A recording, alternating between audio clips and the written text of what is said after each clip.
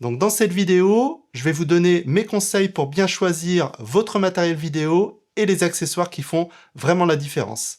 Alors ne vous inquiétez pas, même si vous voyez tout ce matériel sur la table, vous allez voir qu'il y a beaucoup d'accessoires qui coûtent vraiment pas cher et qui sont très abordables et qui feront que vos vidéos seront de bien meilleure qualité. Au fait, si vous ne me connaissez pas, moi c'est Yannick et j'aide les indépendants et les entreprises à produire eux-mêmes leur contenu photo, vidéo pour les réseaux sociaux sans perdre de temps et sans avoir du matériel professionnel. Alors on va commencer par les gens qui n'ont pas trop de budget ou qui commencent dans la vidéo et qui n'ont pas trop envie d'investir pour le moment. Donc le plus simple, c'est d'utiliser votre téléphone, mais par contre il faudra ajouter quelques accessoires si vous voulez vraiment améliorer la qualité. Alors, la première chose à faire en vidéo pour que ce soit de meilleure qualité, c'est déjà qu'il faut que la vidéo soit stable. Si vous tenez votre téléphone à bout de bras, voilà, ça va pas être stable, et si vous le posez sur quelque chose, ce sera pas forcément à la bonne hauteur. En passant, la bonne hauteur pour se filmer, il faut que les objectifs de votre téléphone soient au niveau de vos yeux, ni trop bas, ni trop haut. Donc pour ce faire, eh bien très simple, si vous filmez sur une table, vous pouvez prendre un mini trépied, comme celui-ci par exemple, avec un support de téléphone. Donc vous allez mettre votre téléphone dessus et ensuite ajuster la hauteur, donc très simple.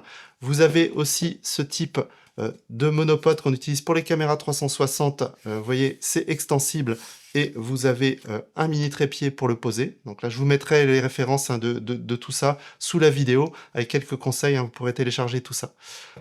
Vous pouvez aussi, si vous filmez debout, à ce moment-là, partir sur un trépied, donc qui vous permettra d'ajuster la hauteur beaucoup plus haut, avec un support de téléphone aussi.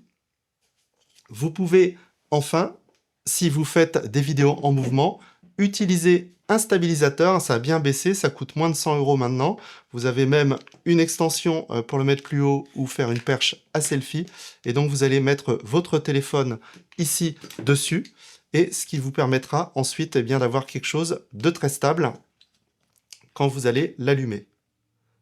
Donc comme vous pouvez le voir ici, hop, ça vous permet de filmer en vertical, mais aussi en horizontal. Et vous voyez, c'est vraiment très très stable, je bouge dans tous les sens. Donc ça permet de faire des vidéos qui sont tout de suite beaucoup plus professionnelles. Donc ça, c'est les premiers accessoires que je vous conseille pour que vos vidéos soient stables. Ensuite, la deuxième chose importante, ça va être d'avoir un bon son.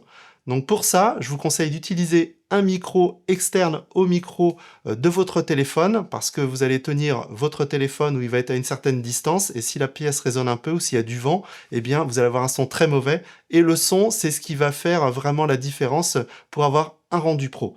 Donc pour ce faire, vous avez deux types de micros. Alors je vous ai fait une vidéo dédiée sur la chaîne que vous pourrez retrouver sur les micros sans fil, et les micros aussi de podcast dont on parlera tout à l'heure. Donc vous avez ce type de micro-cravate qu'on va cacher sous son pull, attaché ici et branché dans son téléphone avec un adaptateur USB-C ou Lightning si vous avez un iPhone assez ancien. Et ça vous permettra d'avoir le micro beaucoup plus près et d'avoir un meilleur son. Donc ça, on en trouve à partir d'une quinzaine d'euros.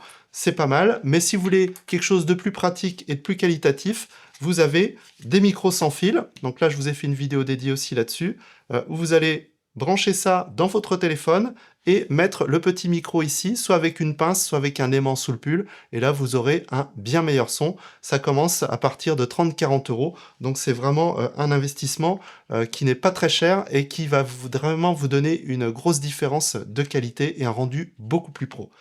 Alors après, si vous voulez avoir un rendu encore meilleur, si vous n'avez pas de bonnes conditions pour vous filmer chez vous, je vous conseille d'investir dans une petite lampe LED. Donc il y a tous les prix. Donc les moins chers, ça va être ce type de lampe LED ici. Vous voyez, c'est pas très gros, ça fait la taille d'un téléphone à peu près. Ça coûte une trentaine d'euros, mais vous allez voir que c'est très très puissant. Hein. Voilà, je vous la mets pas trop dans les yeux. Donc vous allez pouvoir déjà vous éclairer. Vous voyez ici, ça éclaire vraiment assez fort. Et vous allez pouvoir régler la température de couleur, donc plus chaud, plus froid. Et vous allez aussi pouvoir créer des ambiances. Comme vous voyez derrière moi, j'ai un petit effet bleu, c'est une lampe LED que j'ai réglée sur la couleur bleue qui permet d'avoir un rendu un petit peu plus technique, un petit peu plus pro. Voilà. Donc je vous mets aussi les références de tout ça. Donc avec ça, pour une centaine d'euros, vous allez pouvoir avoir un bien meilleur rendu. Alors après, si vous voulez monter encore un petit peu en gamme, vous allez pouvoir prendre des lampes LED qui sont plus grosses et plus puissantes, comme celle-ci, Donc l'avantage ici, c'est que je vais pouvoir mettre des batteries ou brancher sur secteur. Donc si vous avez des vidéos plus longues, vous n'avez pas envie de vous embêter, eh bien c'est un gros plus. Et là, vous avez derrière un bouton pour régler la température de couleur, plus chaud, plus froid, et pour la puissance de l'éclairage ici. Donc là, on a beaucoup plus de LED, et vous avez des volets, comme vous pouvez le voir, pour orienter en fait eh bien, la lumière exactement comme vous le voulez, et avec un petit filtre ici, voilà, pour avoir un rendu un petit peu plus doux, parce que vous voyez, si on éclaire directement avec les LED, eh bien, vous risquez d'avoir beaucoup de contraste et éventuellement des reflets. Voilà. Donc ce type de lampe, ça coûte à peu près une centaine d'euros, mais c'est vraiment un bon investissement. Comme je dis souvent, vaut mieux prendre un téléphone moins cher avec une bonne lampe LED, vous aurez un bien meilleur rendu que de prendre un téléphone haut de gamme, dernier cri, avec un éclairage qui n'est pas bon. Le rendu sera vraiment beaucoup moins bon. Donc voilà pour la montée en gamme au niveau de les lampes, et après vous avez des lampes encore plus grosses, comme ici vous voyez à l'écran, avec des softbox, c'est ce que moi j'utilise, voilà, pour avoir un rendu plus doux, plus professionnel et plus puissant.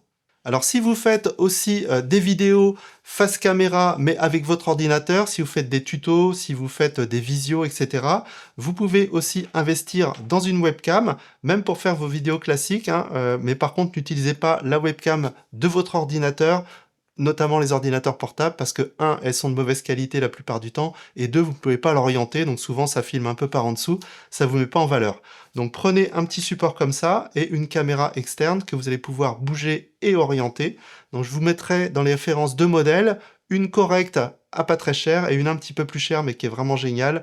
C'est une Insta360 Link, qui filme en 4K, qui a un suivi, donc quand on bouge, ça suit. La qualité est très bonne, il y a plein de fonctionnalités et ça reste abordable, donc c'est un bon investissement si vous faites beaucoup de visio, de coaching, voilà, avec des tutos sur ordinateur, c'est très bien. Là aussi, pour ce type d'activité, je vous conseille de prendre un micro de meilleure qualité. On va faire un petit peu de place. C'est ce qu'on appelle des micros de podcast, hein. Là aussi, j'ai une vidéo dédiée sur la chaîne pour vous aider à choisir. Donc un bras et un micro de podcast. Donc ce micro, vous allez pouvoir l'orienter, le mettre assez près. Et avec ce type de micro, ben, on a un rendu beaucoup plus pro. On a plus de graves, la voix est mieux définie. Ça fait beaucoup plus pro. Donc ce type de micro, ça coûte, alors celui-ci coûte une centaine d'euros. Il y en a des moins chers aux alentours de 30-40 euros.